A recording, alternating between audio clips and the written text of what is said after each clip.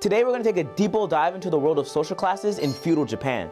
Yep, we're gonna go over everything on this chart.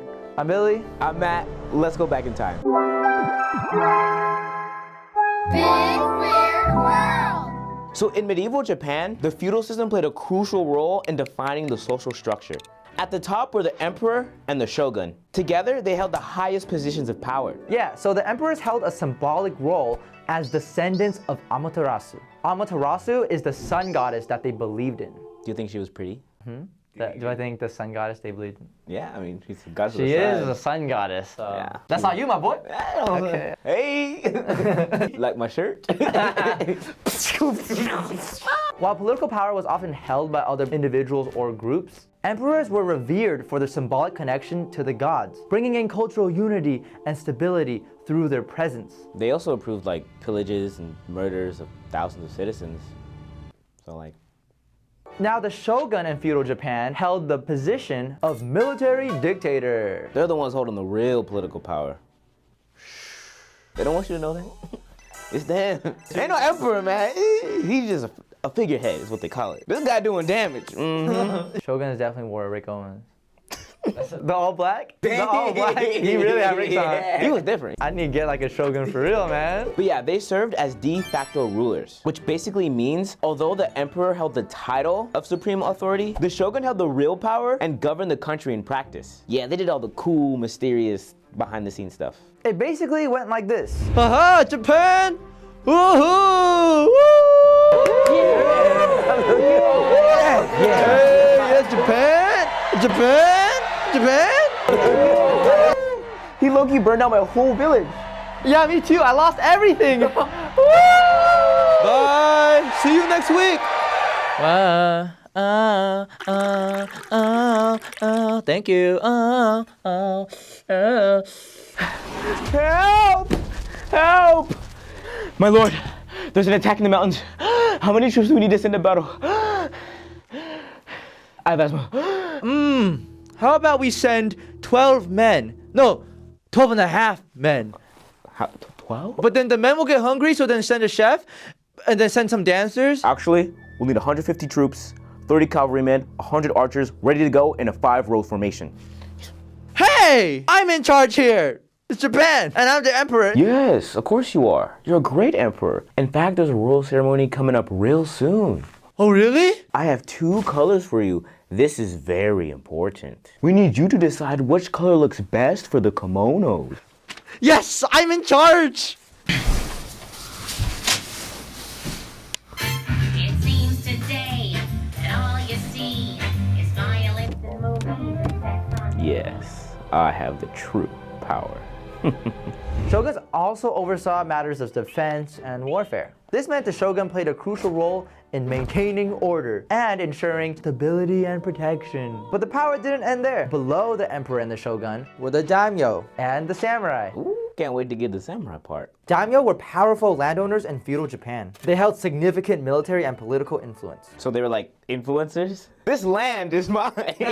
No! They governed, they provided land, and they protected their people in exchange for loyalty and military service. Basically, they got money and they got power. They contributed to governance, defense, and overall stability of the country. So basically, daimyo are like modern day landlords, but not as bad. You should be my landlord. Ooh, man, he don't protect me. I pay him. He don't give me military service. Below his shoulders though, that's kind of crazy.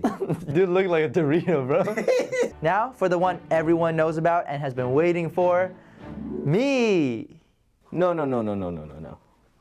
Samurai. They served as a military elite and sworn to duty to their daimyo. Do you love samurai? They are pretty cool, man. But yeah, samurai also underwent rigorous training from a young age. That we did. They were trained in various martial arts, including archery, swordsmanship, horseback riding, and strategy. We were also trained in dance. Yeah, they don't teach you that one. Samurai were also trained in dance. We were also trained in dance, yes. Okay. Care to show? Okay, you are a samurai. Okay, samurai. That move was for you, daimyo. There were also women samurai, and they were known as Onna-Bugeisha. which roughly translates to female martial artist or woman warrior. These women were trained in combat skills and martial arts. When many men were away from home fighting, these women would defend their homes and families. Mom, there's an intruder. Oh. Some women were such skilled fighters that they actually rode out to war beside the men, rather than waiting for the war to come to them. While not as common as male samurai, Onna-Bugeisha played significant roles in certain historical battles, and they were depicted in various literature and artwork pieces at the time. They look pretty cool, huh? Yeah, they look cooler than the other samurai. Dude, she's wielding that. Yeah. Ronin were the masterless samurai in feudal Japan. They were often former samurai who lost their daimyo or just chose to abandon their service. So they quit, basically. One day they're like, nah, this ain't it for me, man. Nah, this ain't it, bro. Ronin sought their own path, working as mercenaries or wandering the land in search of purpose. Wow, very stoic. Cool. They definitely had a piece of leaf Oh, on their thing. 100%. Oh, yeah. Unlike samurai, they didn't know how to dance, though. Oh, they left too early. Yeah, they left too early. They didn't get the dance training. They're like, Now, Ronin were looked down upon in society because it was considered dishonorable to lose your position as a samurai. I wonder what samurais thought of Ronins.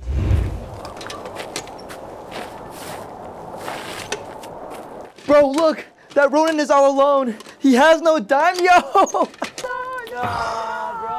Oh, it's you guys. I'm so glad I'm not a samurai anymore. You guys still kissing up to your little daimyo? Hey, you better watch what you say! I'm doing so good, I don't even need a daimyo anymore. Well, my daimyo pays me in rice and stipends for protecting his land. Oh yeah, well, I'm doing so great. I had rice yesterday. Hey, come on, come on. Oh yeah? Well, my daimyo said that if I become a really good samurai, he might even give me some land. Ooh. That's really valuable, especially during this feudal system. Land is overrated. I get to travel wherever I want, and I get to sleep with nature. Hey, get away! Get away! Get away! No! Okay, bro, whatever. We're wasting time here because we gotta go to that party that our daimyo's throwing. Yeah. Yo, I heard some Onna-Bugeisha are pulling up. Yeah. So we gotta bounce. Let's go, let's go. Say less, say less. Yeah, that's right. Walk away. I don't even want to go to the party anyways, because my life is so great. It's so great. Oh, they dropped some rice. Now, peasants, they were the backbone of feudal Japanese society, producing food and resources for the upper classes. Peasants were subject to feudal obligations by providing labor and taxes to the daimyo in exchange for land rights and protection. Alongside peasants, we got artisans. They contributed to the cultural richness of society. They were skilled craftsmen and women who produced exquisite works of art. So they were like the feudal trendsetters. They were feudal trendsetters, yeah, they're feudal trendsetters. They the ones who gave the shogun the ricks. They made the rigs for the shogun. Artisans preserved traditional techniques and created beautiful objects that were highly sought after, such as pottery, woodworking, paintings, textiles, and more. Artisans. That's me crafting the perfect fit to wear. Oh. Yeah. I wear armor, I'm a samurai. Oh, okay. Yeah. Finally, merchants. Although they were pretty much beneath everyone in the social hierarchy, merchants accumulated wealth and influence in society through their business activities. But they were still at the bottom. Come to think of it, I'd actually be a merchant if I was in feudal Japan. But dressed like a peasant. With the mind of an artisan. Oh, okay. Merchants in feudal Japan were involved in trade and commerce, playing a crucial role in the economy by assisting in the exchange of goods between regions. Do you know what I'd sell if I was a merchant? What would you sell? iPhone cases. And PS5s. You see some guy selling wheat, some guy selling potatoes, and it's me with iPhone cases. Hey! iPhone cases!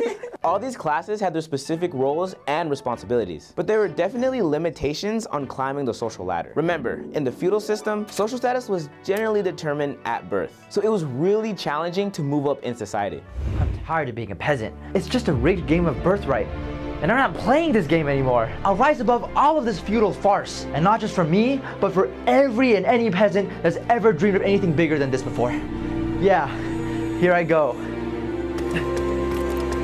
Hey, you weren't born for this? Get back down there. Stop trying to improve your social standing. However, there were some exceptions, like highly skilled samurai, me, who rose through the ranks. Or wealthy merchants, me, who gained influence. You sell iPhone cases. In feudal Japan, nobody's buying that. No peasants buying that. No shoguns buying that. Of the list of the pyramid, you're at the bottom of the merchants. That's where you are. But because of my artisan mind, I go up, I go okay. up. So there you have it, a glimpse into the social classes of feudal Japan. So we went through the mighty emperor as a symbolic leader, to the shogun as a military ruler, the daimyo as powerful landowners, to the samurai as noble warriors.